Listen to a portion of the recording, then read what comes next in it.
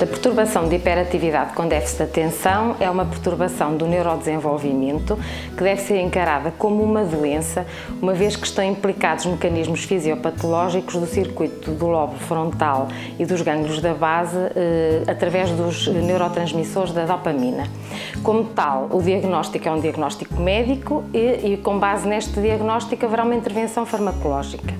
Estas crianças têm dificuldade em selecionar o seu objeto de atenção, portanto o déficit de atenção será a pedra de base da doença e associado a isso podem ou não ter comportamentos de impulsividade e de hiperatividade, a tal irrequietude que a maior parte das vezes é o que incomoda os pais. É sempre um diagnóstico um bocadinho complicado, uma vez que acarreta uma série de consequências a vários níveis.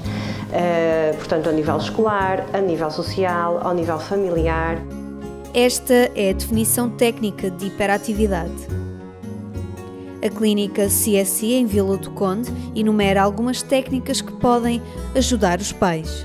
Muitas vezes estas passam por hierarquizar os problemas, exigir menos do que uma criança sem este problema, fechar os olhos a algumas situações e exigir noutras áreas mais importantes, como por exemplo os perigos, como por exemplo em questões ligadas à saúde, e fechar um bocadinho os olhos, por exemplo, se a criança está muito agitada ou se esqueceu, foi ao frigorífico buscar qualquer coisa e esqueceu-se.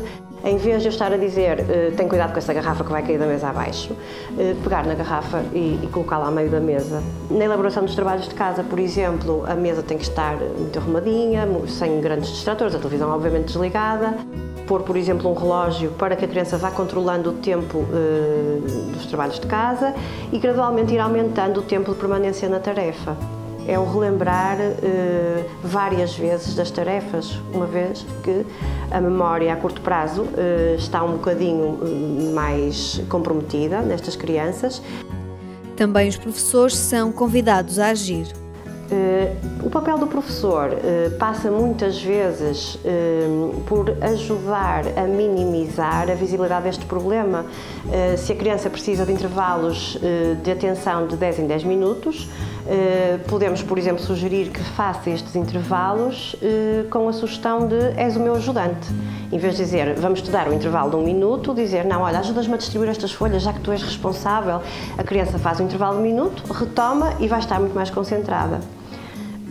O mesmo se passa, por exemplo, com um texto muito grande, tentar reduzi-lo, ou a leitura oral vai facilitar a apreensão do texto. A CSI alerta para a importância de uma intervenção multidisciplinar.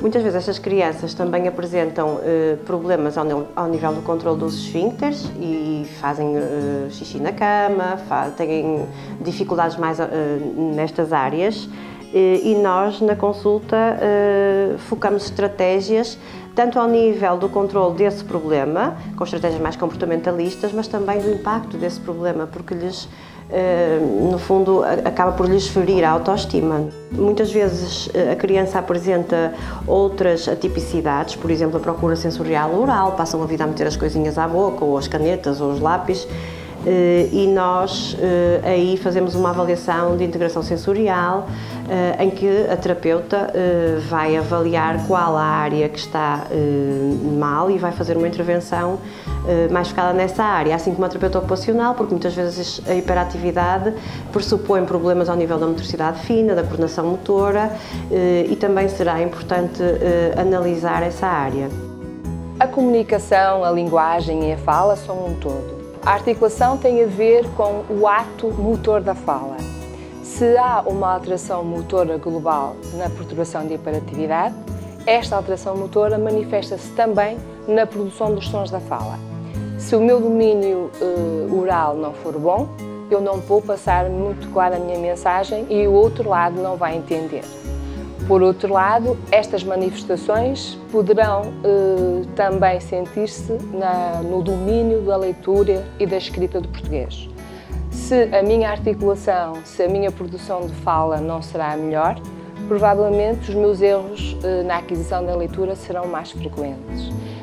A perturbação de hiperatividade manifesta-se, ou pode manifestar-se, melhor dizendo, tanto na fala, como na leitura na escrita e no rendimento académico de qualquer criança e ou adolescente.